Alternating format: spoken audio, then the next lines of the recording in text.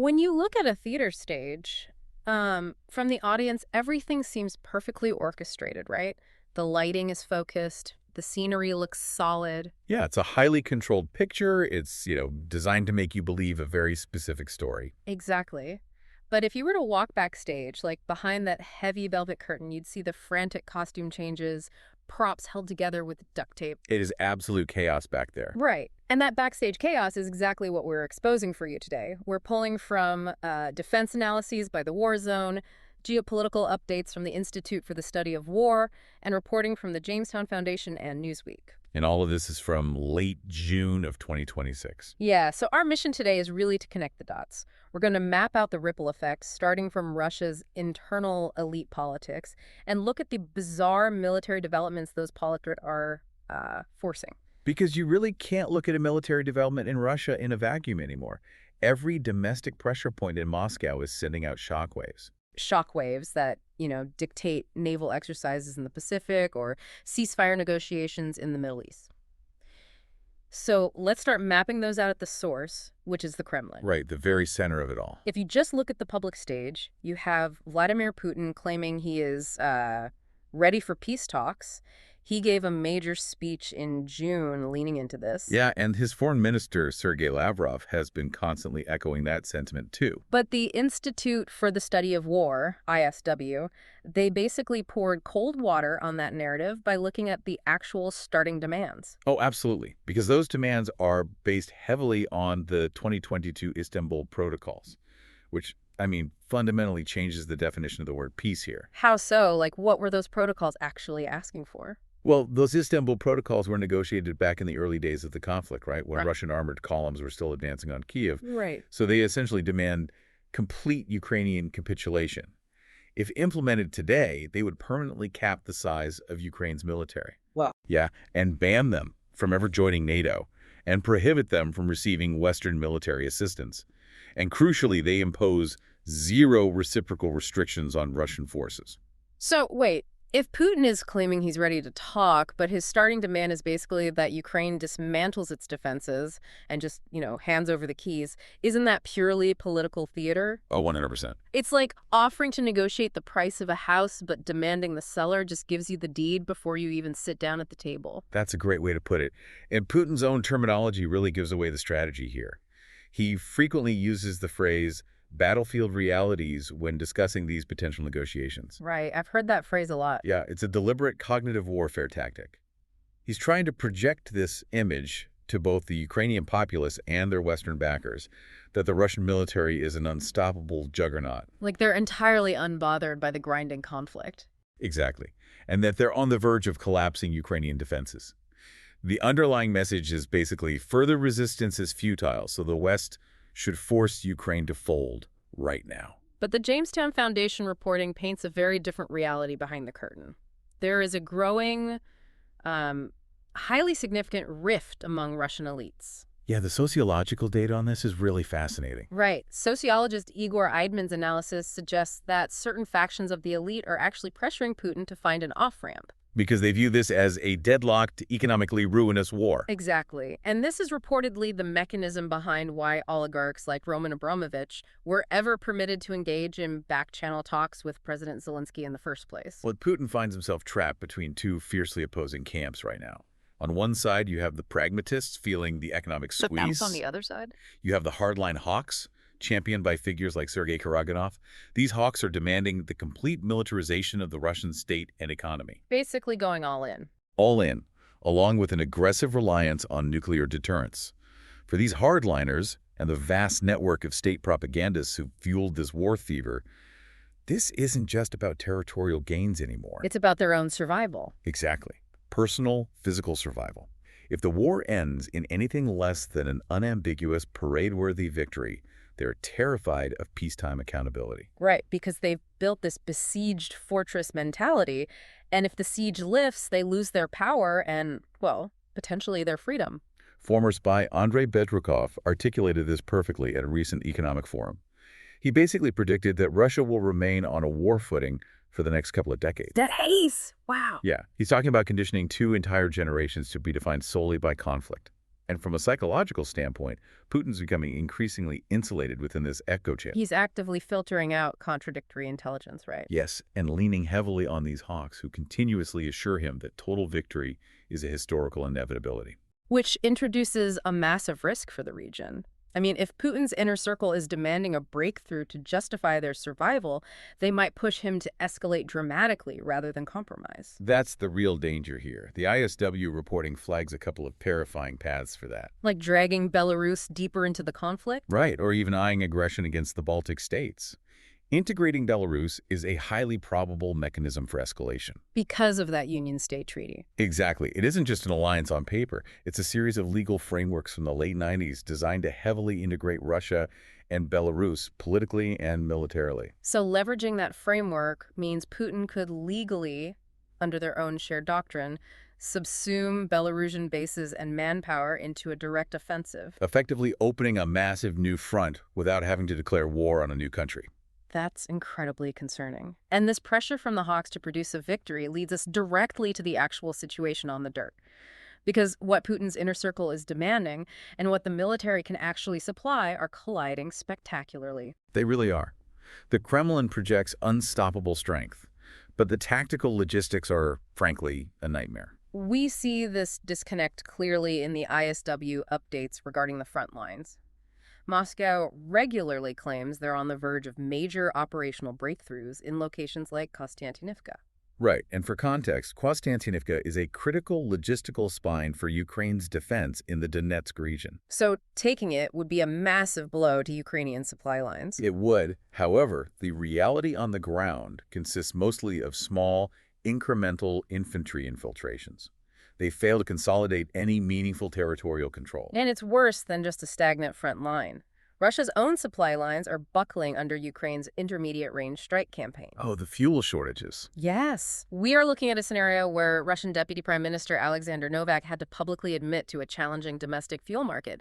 They actually instituted a total ban on gasoline exports just to manage their own demand. I mean, this cannot be overstated. Russia is a petrostate. Their entire economic engine and geopolitical leverage are built on hydrocarbon exports.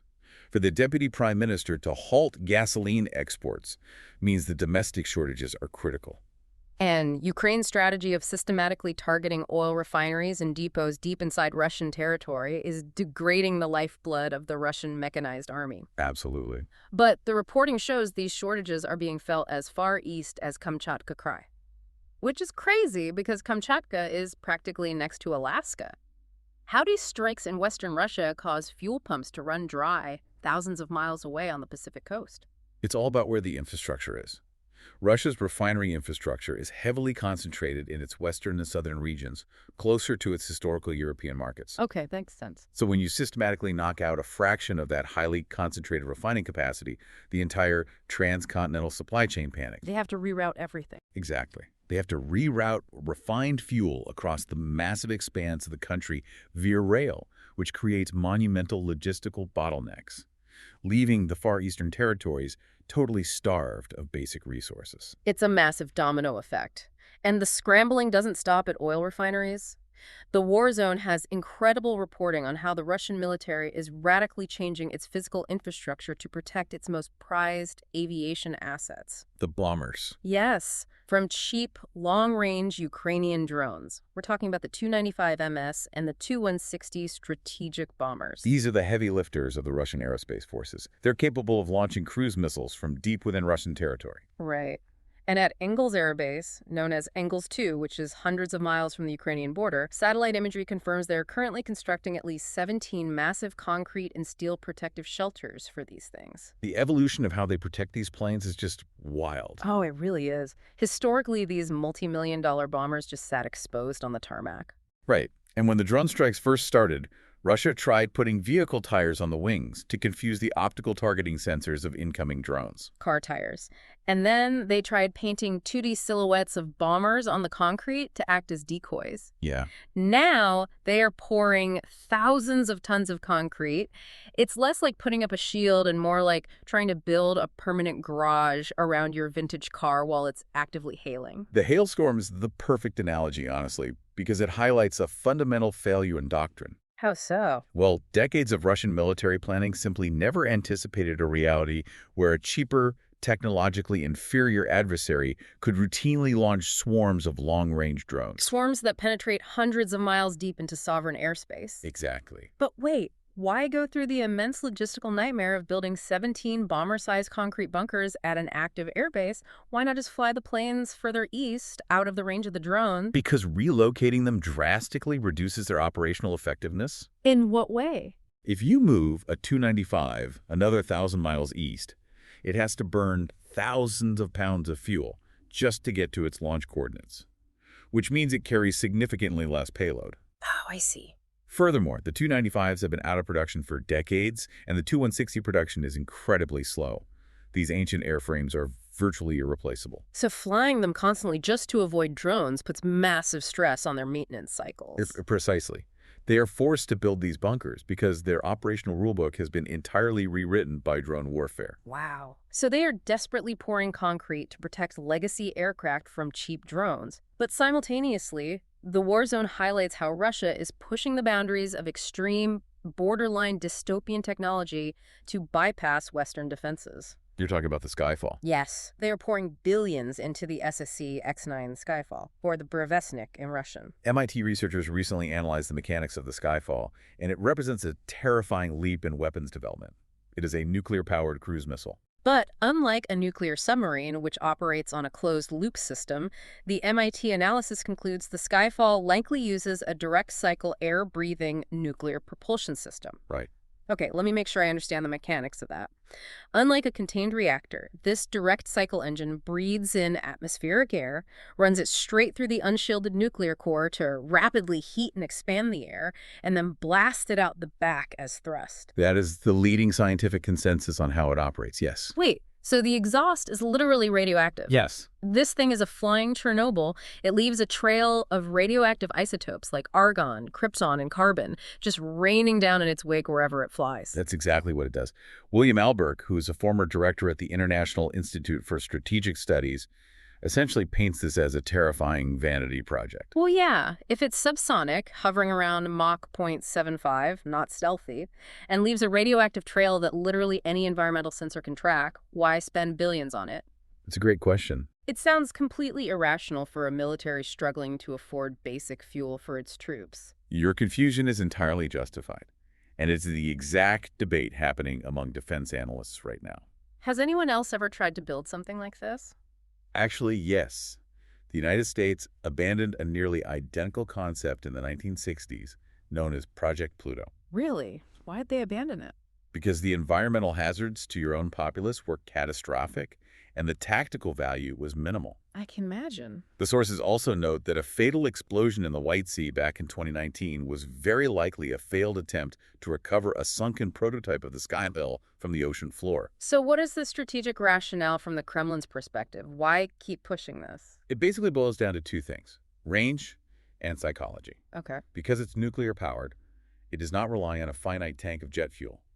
In theory, the Kremlin could launch this from the Arctic, have it loiter over the ocean for days, fly completely around the globe, and approach a target in the U.S. from an entirely unexpected vector. Like coming up through the Gulf of Mexico. Exactly. Completely bypassing traditional northern early warning radars. That makes sense tactically, but still. Right, but Albert's assessment that it's a symbol system is highly accurate.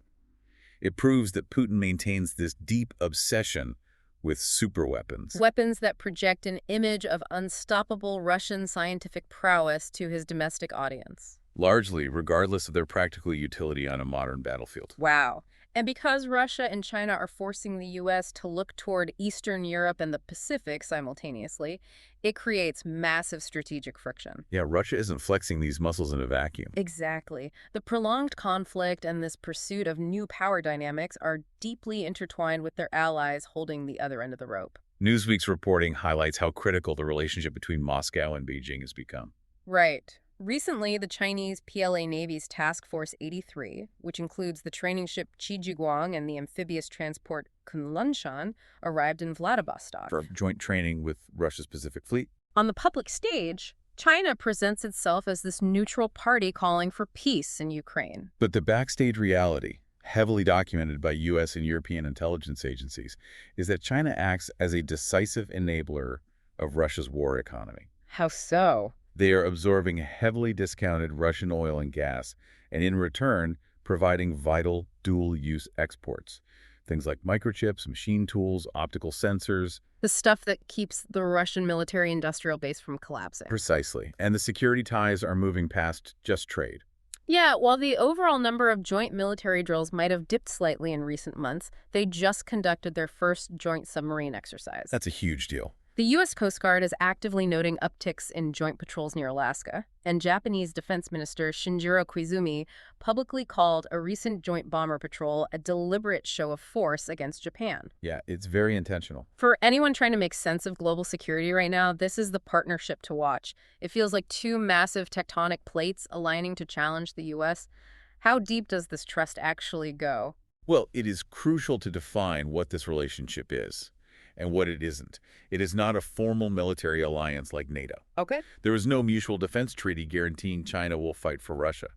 However, their shared overarching goal of dismantling U.S. military dominance and creating a multipolar world is an incredibly powerful strategic glue.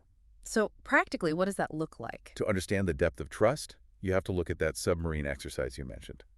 Why is that so significant? Submarine warfare relies entirely on acoustic stealth. When you operate submarines together, you are inherently exposing your acoustic signatures, the unique fingerprints of your most secretive vessels, to the other country. Oh, wow. I hadn't thought of that. You do not share that space unless you are locking in a long-term strategic alignment that goes far beyond a temporary marriage of convenience. And because Russia and China are forcing the West to heavily invest resources and attention into Eastern Europe and the Pacific, it creates a massive geopolitical blind spot in the Middle East. And Iran is driving a truck right through that blind spot, pushing the boundaries to see exactly what they can get away with while the world looks the other way. The Institute for the Study of War's Iran Update details some incredibly aggressive maneuvering by Tehran across multiple domains. Starting in the Strait of Hormuz, Iran is actively negotiating with Oman to establish a joint mechanism to manage the strait. Potentially charging what they call service fees for safe passage. Yeah, looking at the ISW's analysis, this setup reads almost like a global toll booth run by the mob in international waters. It really does. But why should you, the average listener, care about a maritime legal dispute over service fees? Because roughly 20% of the world's total oil supply passes through that specific geographic choke point. 20%. If Iran successfully establishes a mechanism where they can legally regulate transit and charge fees under the guise of maritime security, they gain a stranglehold over global commerce. So it would allow them to restrict passage at their discretion. Effectively holding the global supply chain and the price of gas at your local pump hostage during any international negotiation. They are acting with intense brazenness regarding their economy as well. Iranian officials are boldly rejecting any U.S. oversight on how they spend unfrozen funds from recent international agreements. Oh, yeah. They've explicitly stated they intend to funnel that economic relief directly into their military sectors and what they call the axis of resistance. Which is the term for Iran's vast network of proxy militias across the region, right? Right, which includes heavily armed groups like Hezbollah in Lebanon, Hamas in Gaza, and the Houthis in Yemen.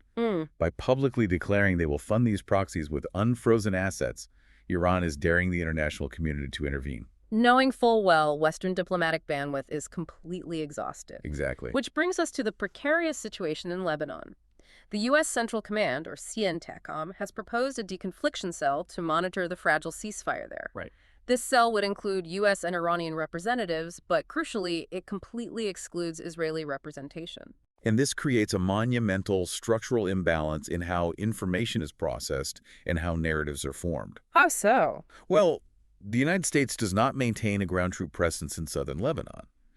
So CENTCOM relies heavily on the Israel Defense Forces for tactical, on-the-ground reporting of ceasefire violations. But Iran's Islamic Revolutionary Guard Corps Quds Force, their elite unconventional warfare branch, has officers physically embedded locally alongside Hezbollah. Exactly. That's the dynamic that causes so much concern. Right. If a skirmish occurs, an IDF soldier has to report the incident up through their chain of command, which eventually gets relayed to CENTCOM, who then brings the report to the deconfliction cell. That sounds like a long game of telephone. It is. Meanwhile, the embedded Quad's force officer can instantly communicate their version of events directly to the Iranian representatives in the cell. So Iran controls the narrative because their reporting structure is vastly shorter and embedded right at the point of friction. You nailed it. Israeli Ambassador Yechiel later warned that this structural blind spot offers Hezbollah a new lease on life. When powers like Russia successfully tie up Western resources and attention, nations like Iran feel immensely emboldened. They really do. They extract economic relief, embed their influence deeper into conflict zones like Lebanon, and assert control over vital global choke points. The tactical shifts we see, whether it's pouring concrete over bombers in Russia, sharing acoustic data in the Pacific, or manipulating diplomatic cells in the Levant, are all symptoms of a rapidly shifting global order. Where the traditional deterrents are being openly tested every single day.